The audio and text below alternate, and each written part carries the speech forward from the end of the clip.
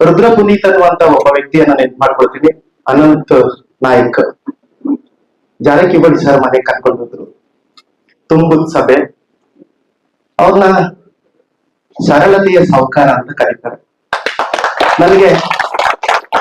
ನಾನು ಬಾಬಾ ಸಾಹೇಬ್ರ ಜೊತೆ ಒಂದ್ 25 ವರ್ಷದ ಈ ತರದ ಒಂದು ಜರ್ನಿ ಒಳಗಡೆ ಜಾರಕಿಹೊಳಿ ಸಾಹೇಬ್ರ ನೋಡಿದ್ರೆ ನನ್ ಕಾನ್ಸ್ಟಿಟ್ಯೂಷನ್ ಪ್ರಿಯಂಬಲ್ ನೆನಪಾಗುತ್ತೆ.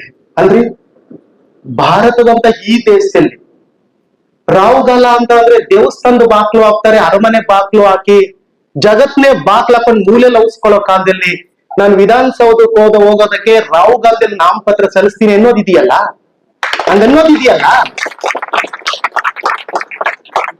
ಅದಕ್ಕೆ ಅಲ್ಲೋ ಇಲ್ಲೋ ಎಲ್ಲೋ ಒಂದ್ ಕಡೆ ಕೇಳಿಸ್ಕೊಂಡು ಯಾರನ್ನೋ ಇನ್ಯಾರನೋ ನೆಚ್ಚೋಕೆ ಅಲ್ಲ, ಇಲ್ಲಿ ಇರ್ಬೇಕದು ಗುಂಡಿಗೆ ತಾಕತ್ತು.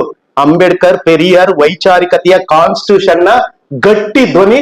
ನನಗೆ ಭಾರತದ ಚರಿತ್ರೆಯನ್ನ ಗರ್ಭವನ್ನ ಸೀಳಿದ್ರೆ ಅದ್ರೊಳಗಡೆ ಈ ನೆಲದ ಮೂಲ ನಿವಾಸಿಗಳ ನಾಗ ಜನಾಂಗದ ಚರಿತ್ರೆ ಇದೆಯಲ್ಲ, ಆ ಚರಿತ್ರೆನೇ ಸತೀಶ್ ಜಾರಕಿಹೊಳಿ ಸಾಹೇಬ್ರು.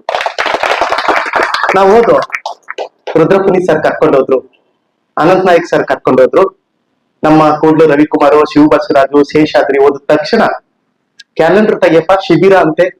ಶಿಬಿರ ಅಂದ್ರೆ ಯಾವಾಗ್ಲೂ ಜನಕ ಅಥವಾ ರಾಜಕಾರಣಿಗಳ ಶಿಬಿರ ಕಮ್ಮಟ ಅರ್ಥ ಆಗಲ್ಲ, ಸಮಾವೇಶಗಳು ಅರ್ಥ ಆಗ್ತವೆ. ಶಿಬಿರನ ಕಮ್ಮಟನ ಅಂಬೇಡ್ಕರ್ ಬಗ್ಗೆನೆ ಅವರೇ ಸ್ವತಃ ಖುದ್ದು ಕ್ಯಾಲೆಂಡರ್ ತಗ್ಸಿ ಕ್ಯಾಲೆಂಡರ್ ಒಳಗಡೆ ಡೇಟ್ ಗುರ್ತಾಕಿ, ಈ ಡೇಟ್ ಒಳಗಡೆ ನಾನ್ ಬರ್ತೀನಿ ಕಮ್ಮಟ ನೀವ್ ಮಾಡಿ. ಅಲ್ವಾ ರವಿಕುಮಾರ್ ಸರ್? ನನಗೆ ಬಹಳ ಖುಷಿ ಆಗ್ತಾ ಇದೆ.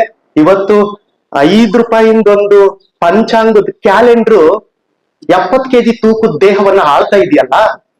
ಎಡಗಡೆ ಹೋಗ್ಬೇಡ, ಬಲಗಡೆ ಹೋಗ್ಬೇಡ, ಎಡಗೈ ಕನಿಷ್ಠ ಬಲಗೈ ಶ್ರೇಷ್ಠ, ತೀರ್ಥ ಬಲಕೈಯಲ್ಲೇ ಈಸ್ಕಬೇಕು, ಅಕ್ಕಿ ಕೂಗಿದ್ರೆ ಅದು ಅಪಶಕುನ, ಖಾಲಿ ಬಿನ್ಗೆ ನೋಡ್ಬಾರ್ದು, ಸತ್ತೋಗಿರೋ ವಿಧಿವೆ ಮುಖ ನೋಡ್ಬಾರ್ದು. ಅಯ್ಯೋಯ್ಯೋ ಕತಿಯೇ ಹಿಂಗ್ ಹೊಂಟೋಗ್ಬಿಟ್ಟ, ಹೆಣ್ಣೋಡಕ್ 5 ಜನ ಹೋಗ್ಬೇಕು, 3 ಜನ ಹೋಗ್ಬೇಕು, ಹಿಂಗೆ ಹೋಗ್ಬೇಕು, ಇದೇ ತರ ಇರ್ಬೇಕು ಅಂತ 5 ರೂಪಾಯಿಂದ ಒಂದು ಪುಟಾಣಿ ಪಂಚಾಂಗದ ಕ್ಯಾಲೆಂಡರ್ 70 kg ತೂಕದ ಈ ದೇಹವನ್ನ ಒಂಥರ ಬೀಗುತ್ ಕೀ ತರ ನಿರ್ಧರಿಸ್ತಾ ಇದೆ ಅನ್ನೋದಾದ್ರೆ, ಬಾಬಾ ಸಾಹೇಬ್ರು ಕಾನ್ಸ್ಟಿಟ್ಯೂಷನ್ ಇಟ್ಕೊಂಡು ಈ ತರ ಶಿಬಿರಗಳಾಗ್ಬೇಕು ಅನ್ನೋ ಕನ್ಸಿದೆಯಲ್ಲ, ಅದ್ ದೊಡ್ಡದು. ಸತೀಶ್ ಜಾರಕಿಹೊಳಿ ಸಾಹೇಬರಿಗೆ ನಮ್ಮೆಲ್ಲರ ಪರವಾಗಿ ಪ್ರೀತಿಯ ಸ್ವಾಗತವನ್ನ ಬಯಸ್ತಾ ಇದ್ದೇನೆ.